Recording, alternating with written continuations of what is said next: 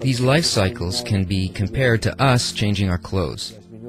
Just as I change my shirt, so the soul changes its body. Souls are not distinguished by their external attributes. A soul does not heed the importance of such things as a person's appearance, abilities, nationality, and other special qualities, all of which are but an indication of the spiritual root of the soul. In the end, however, the souls ascend back to their root, where they unite into one.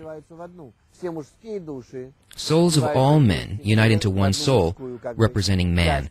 The souls of all women unite to become one soul, representing woman. And these two parts join together to become one soul, and such is the union between Adam and Eve, which the Creator intended from the beginning. We were not talking about a man and a woman in this world, but about two parts of a structure in the spiritual whole, two parts of one soul, which unite to form the perfect spiritual object, a vessel that's completely filled with all the upper light and good which the Creator intended.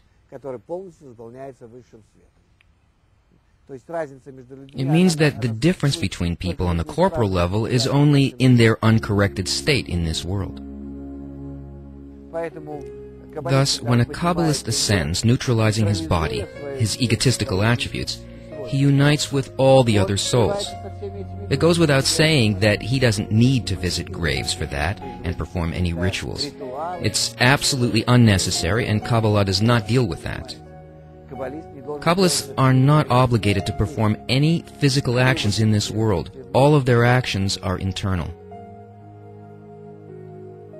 One who does not know the wisdom of Kabbalah is able to perceive only the external, seeming corporal.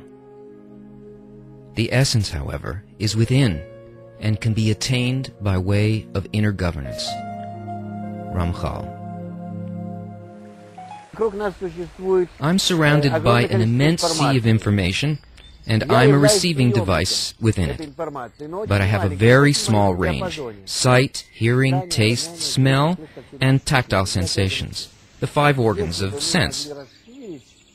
If we could increase the sensitivity of these sense organs beyond their limitations, then we'd be able to perceive the true world.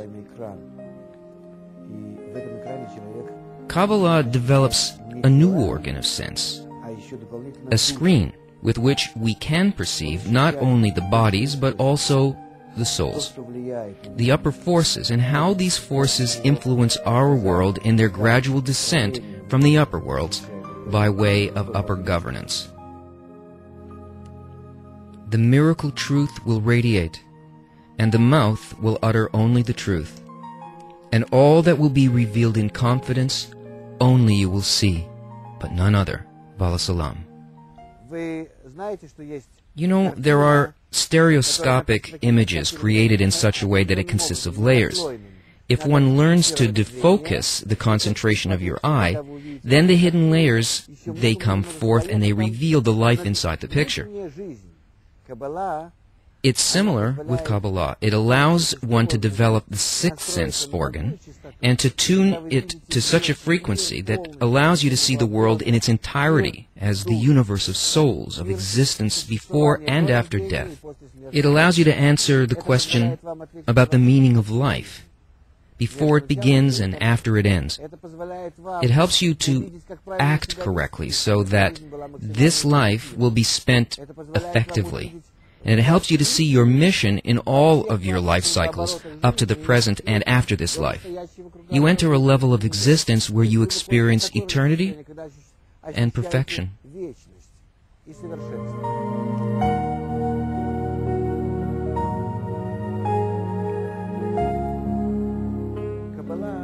Kabbalah is based on developing only the 6th sense organ, while the other 5 should be developed as usual, meaning that a person should by no means isolate himself or limit himself in anything. A person needs to work, have a family, and live among other people like him, and to be an absolutely normal person, giving and receiving from the society that he lives in. That's precisely the state that's necessary to develop the 6th organ of sense inside of him. If a person begins to use the Kabbalistic method to advance on his own to the upper world, By that, he improves the quality of the events that will happen to him, and the way that he senses them. To the measure that he willingly approaches the upper world, he changes the governance of the upper force over him from negative to positive. The illumination surrounding one who engages in the study of Kabbalah imparts one with a sensation of yearning for the upper bestowing one, with an abundance of purity, which brings one much closer to reaching perfection. Bala Salam. In principle, the entire process of humanity's development ensures that every person, regardless of who he is or where he is, achieves that ultimate level of existence.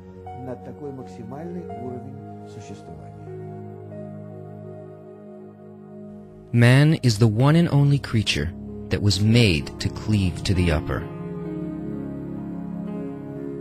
Man is placed between perfection and deficiencies, and he is able to attain perfection.